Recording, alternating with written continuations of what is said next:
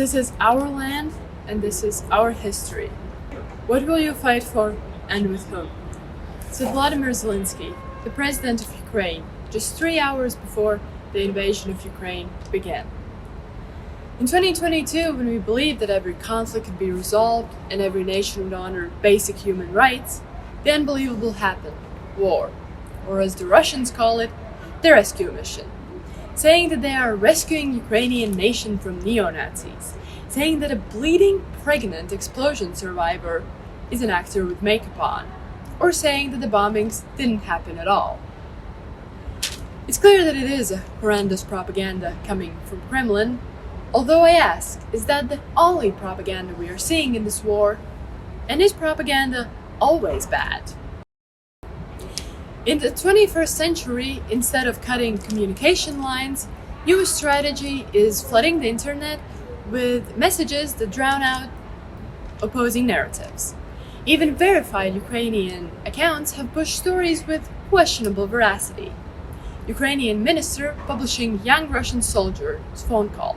"Mama, I'm in Ukraine. There is a real war raging here and I'm afraid." It seemingly shows the world that Russian soldiers are young, poorly trained, and don't want to die before having kids.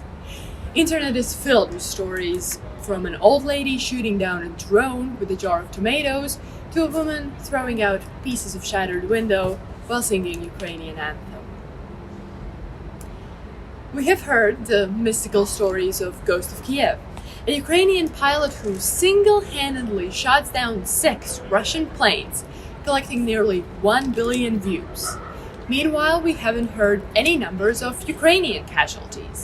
Could this be considered propaganda? Yes. Is it bad?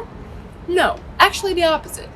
During a war, the battle is happening not only on the battlefield itself, but also the one informative field, especially when Putin has spent years telling far-fetched stories in order to brainwash his nation, therefore making social media users combatants of a sort as well.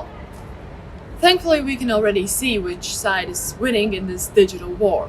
From a comedian, Zelensky has become a national hero, while Russian policemen are seen beating down their own people with sticks and arresting little children with posters that says "No war" on them.